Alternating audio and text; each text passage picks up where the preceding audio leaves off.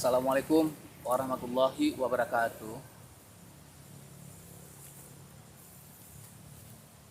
Pada seluruh masyarakat Indonesia, eh, saya mau menyampaikan tentang ini. Bagaimana saya diberhentikan dari PNS sebagai penentang koruptor dan setelah dibully oleh teman-teman sesama SN. Saya dalam melaksanakan tugas itu berpedoman kepada sumpah dan janji PNS. Walaupun saat waktu pertama saya tugas, saya masih honorer, tapi saya berpedoman kepada sumpah tersebut. Sehingga tahun 97 sampai 99 itu ada kegiatan bantuan bibit teh untuk petani. Ada unsur korupsi di situ dan saya berusaha untuk menghindar dan menentang ya. Kemudian menolak gitu. Karena apa? Memang saya berkaitan langsung dan saya merekap data waktu itu. Nah, sehingga teman-teman banyak yang nggak senang gitu ya. Sedangkan waktu itu kan tahun 97 itu sampai 99 itu tahun moneter ya bagi RI ya.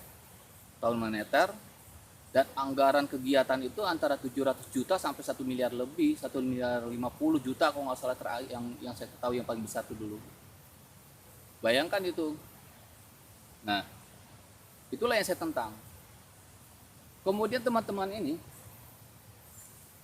pada nggak senang sama saya karena dari sisi kedinasan tidak ada yang bisa dilampiaskan untuk kemarahan sebagai kemarahan mereka terhadap saya.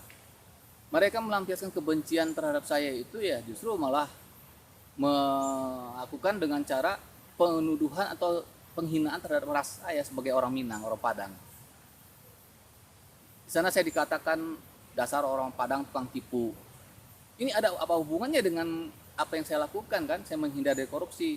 Kan aneh ya, mereka yang menipu negara, membesar-besarkan angka, begitu cairan anggarannya, lalu bantuan itu tidak sesuai dengan spek itu dibodoh-bodohi masyarakat. Itu kan artinya seperti itu. Nah itu yang saya perjuangkan dulu itu.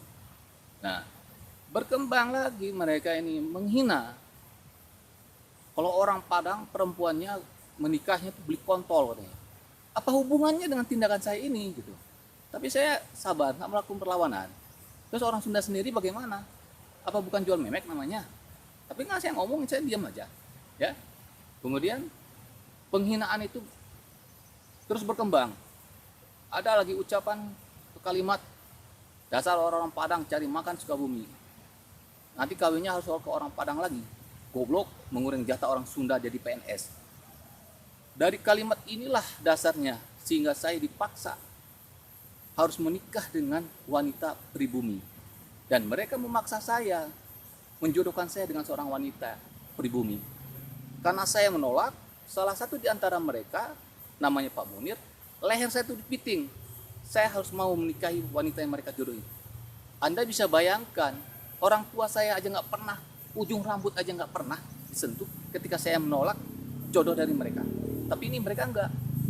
Hebat kan? Luar biasa. Akhirnya terpaksa saya nikahi. Ya, wanita tersebut ternyata wanitanya ada berasal dari keluarga psikopat. Ini tantangan berat bagi saya. Ya. Kemudian dalam perjalanan pernikahan ini, ternyata teman-teman itu memonitor perkembangan dalam saya berumah tangga. Buktinya itu apa? Asidin Sudiro dan Entis itu sering berkunjung ke rumah mertua saya, ke rumah kakak ipar. Itu beberapa kali kepergok sama saya. Kalaulah dia silaturahmi, kenapa tidak mertua yang petugas-petugas yang lain tidak silaturahmi? Kenapa harus saya? Gitu kan? Nah ini kan tanda tanya, ada apa? Dan kecurigaan saya memang terbukti. Pada saat formasi ada pengangkatan PNS, itu saya dicekal.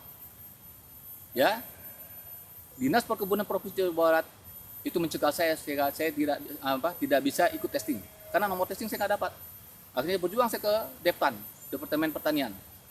Alhamdulillah menjelang 1 hari testing, saya baru dapat nomor testing. Sedangkan yang lain sudah 10 hari, ada yang seminggu. Tapi apa kenyataannya? Yang lulus pada saat itu, saya sendiri. Mau gimana nggak panik mereka ini, yang mencekal saya ini, yang menjodohkan saya ini dengan perempuan pribumi. Akhirnya mereka melakukan pengaduan ke Pemda Kabupaten Sukabumi melalui Kepala Dinas Perkebunan Kabupaten Sukabumi. Di situ saya dipanggil, mendapat teguran keras, dimaki-maki oleh Kepala Dinas Perkebunan, Pak Dudung Abdul Rahman namanya.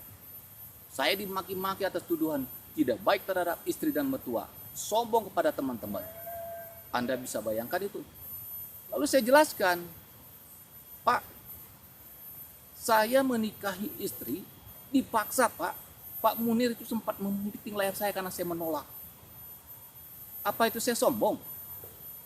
Nah, kemudian dalam pernikahan ini banyak kebohongan, Pak. Tapi saya urut dada, saya nggak protes.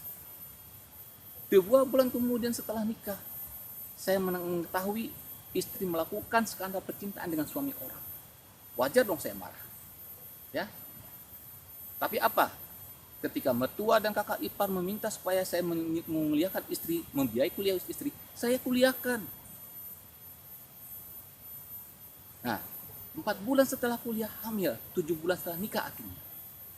Kehamilannya itu dia laporkan ke mantan pacarnya waktu SMA. Wajar dong saya marah lagi. Anda bisa bayangkan, Bapak bisa bayangkan, Pak, itu perjuangan saya. Di mana letaknya saya tidak baik terhadap istri, terhadap mertua. Nah, kemudian setelah lahir anak, saya diserang sama preman yang bernama Ucok, preman terminal Kecamatan Gerbitung. Istri, mertua, kakak ipar membiarkan saya diserang dan diancam oleh preman tersebut. Duit yang saya titipkan ke mertua untuk beli tanah, ketika saya mau bayar tanah tersebut, ternyata uangnya sudah nggak ada karena dipakai untuk modal usaha nanam sayur. Yang marah bukan saya, justru mertua. Di mana letak nggak baik terhadap istri dan mertua saya? Kepala Dinas Perkebunan itu nggak bisa ngomong, merah padam wajahnya. Tapi namanya pejabat pemerintah, tetap aja saya yang dihukum. Hukumannya itu salah satunya ada apa? Saya dikasih tugas sebagai tukang sapu sama 2 tahun saya, padahal saya sarjana. Itu yang saya jalankan. Dan sejak itu terjadilah pembulian terus sampai berdampak kepada kedua orang tua saya. Salah satu pembulian ini yang berdampak tewasnya ke orang tua saya. Ya. Nah, itu asalnya dari sini. Waktu itu orang tua saya sedang keadaan sakit berat. Saya dipindahkan ke gunung. Dan saya bilang orang tua saya sakit berat, tapi mereka nggak peduli. Sehingga ketika saya pulang dari kantor, saya mendapatkan orang tua saya sudah dalam keadaan kaku. Karena jam 10:30 dia kambuh, ngedrop. Dihubungin saya nggak ada sinyal di gunung. Sehingga tidak ada yang membawa ke rumah sakit waktu itu. Nah, itu pulang dari kantor saya mendapatkan istri dan orang tua dalam keadaan kaku. Wajar dong. 5 hari kemudian dirawat di rumah sakit, meninggal. Hari pertama orang tua saya dirawat, itu SK kenaikan pangkat baru terbit. Setelah 6 bulan ditangguhkan. Anda bisa bayangkan itu pembulian kan? Nah, itulah yang saya terima selama ini. Ya. Kemudian menyinggung masalah Anda yang mengkomentari video saya di YouTube saya yang sifatnya menyudutkan saya, yang berkaitan dengan korupsi. Saya jelaskan ini, Anda camkan dan pahami. Sedikitnya 9 tindakan korupsi yang saya tentang selama saya melaksanakan tugas dari honor sampai jadi PNS. Ya, saya tolak, saya pertanyakan, saya hindari itu. Oh, kalian ada yang mengatakan, karena menentang karena nggak mendapat kebahagiaan. Siapa bilang saya kebahagiaan? Saya jujur aja kebahagiaan. Yang saya terima, hasil korupsi yang saya terima itu, tapi saya terima memang, tapi saya kembalikan kepada masyarakat, kepada rakyat, kepada kelompok tani binaan saya. Kelompok tani Sukamana 1, Desa Sukamana, Kecamatan Gerbitung, Sukamana 2. Kemudian kelompok tani Cibogo, kelompok tani Cilegur 1, Cilegur 2, itu Desa Ciengang. Kelompok tani Maju, itu Desa Buniwangi. Kemudian saya juga pernah menerima gratifikasi. Uangnya itu saya masukin ke kas kantor untuk bayar listrik kantor. Tolong pahami ini. Coba, Anda yang menyudutkan saya selama ini di video saya di YouTube saya, tolong pahami ini. Video saya sekarang ini. Jangan sembarangan Anda bicara. Apa yang sudah Anda lakukan untuk negara ini? Saya yakin belum. Tapi saya sudah melakukan perjuangan saya demi negara, demi masyarakat. Tapi berakhir dengan pemberhentian saya dari PNS sebagai pemberantasan koruptor setelah dibully bertahun-tahun, belasan tahun oleh tetap sesama PNS, ya, sampai akhirnya yang berdampak kepada tewasnya kedua orang tua saya. Terima kasih. Assalamualaikum warahmatullahi wabarakatuh.